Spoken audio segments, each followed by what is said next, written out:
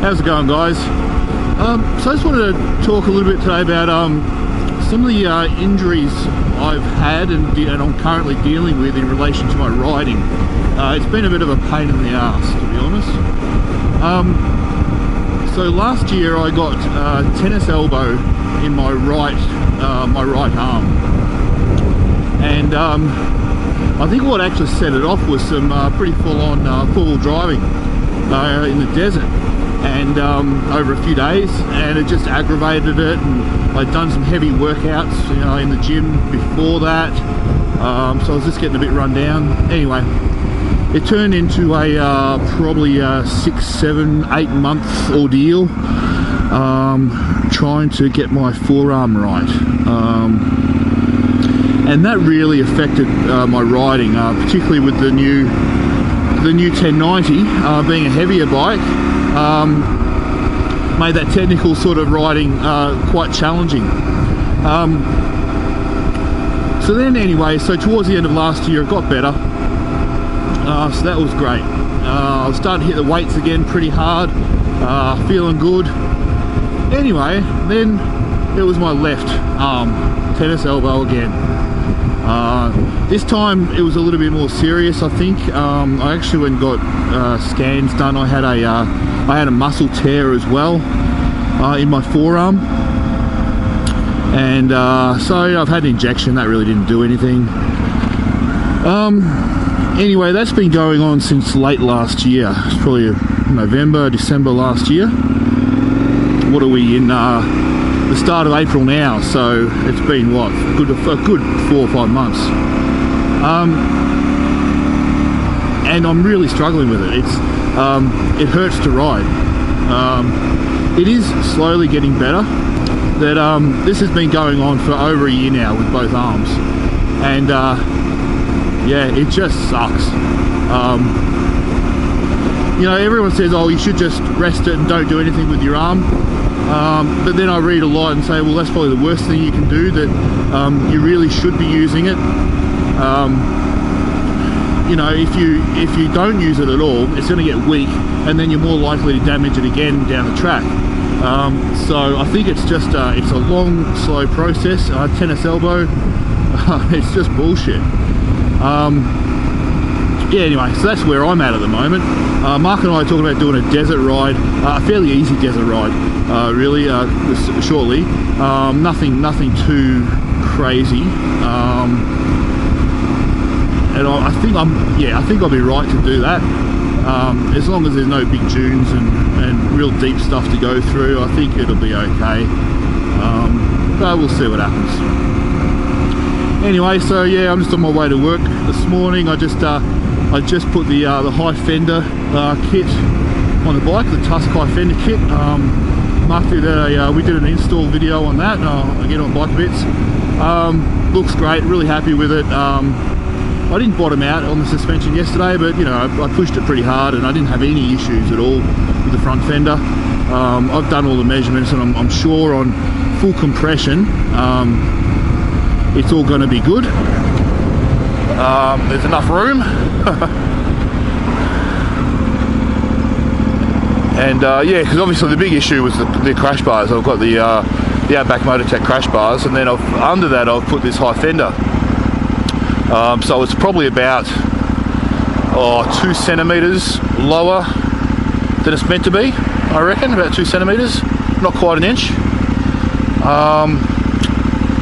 But yeah, no, I think it's working really well. I've been looking at a new jacket for a long time.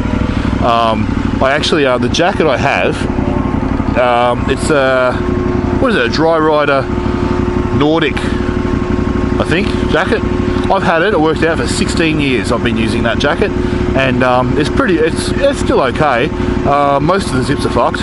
The warm layer zipper is totally fucked, so I can't use the warm layer. It's still relatively waterproof. Anyway, so I've bought not only a new jacket but matching pants. Yeah, so I'll be one of those tosser adventure bike riders, you know, in matching matching gear, going to cafes for a latte. Actually no, because I got the, sorry, so the jacket is it's the RST Adventure 2. They've just come out with the Adventure 3. I didn't get that because the Adventure 2 was on special, substantial savings. So I actually, between the two, the jackets and the jacket and the pants, I saved about $300, which was fantastic. Yeah, so the jacket is the black and grey, and the pants are just black. Yeah, so it's not totally matching, so that'll be okay.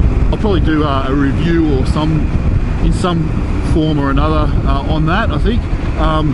Now the reason why I went for RST, one thing because of good savings, but also I went to Melbourne months ago now, and I tried on just about every adventure pants available.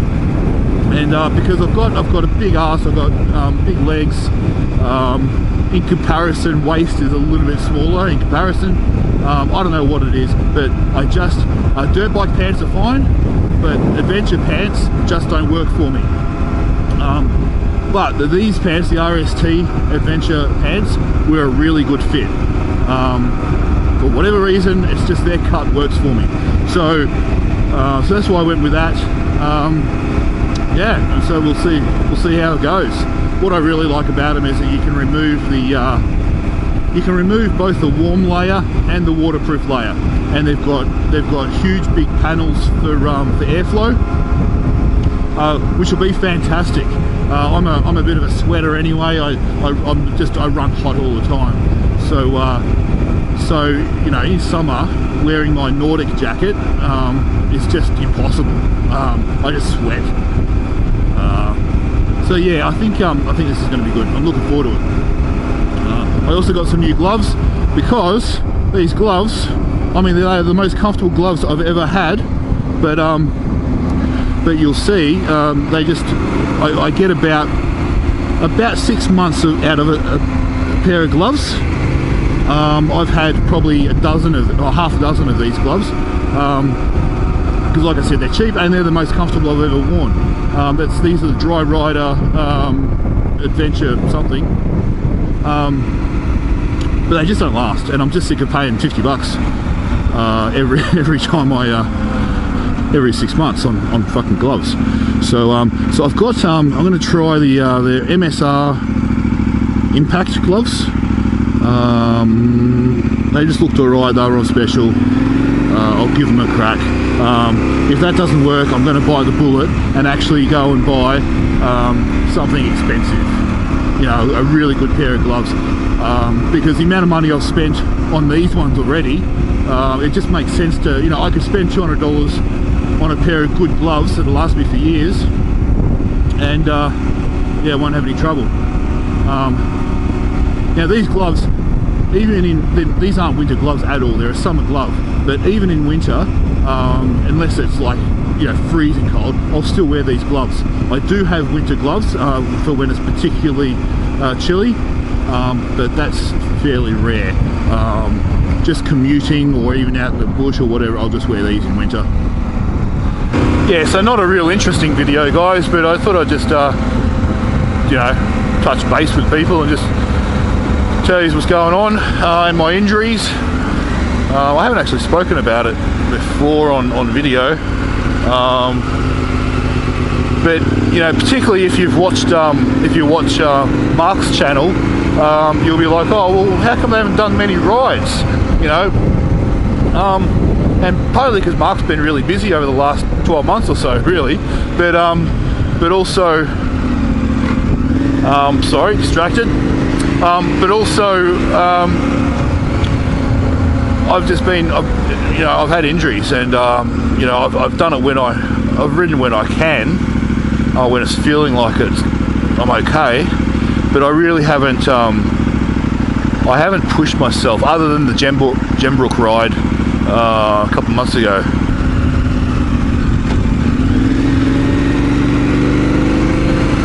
Well, anyway, guys, that's this video done. This is me off to work.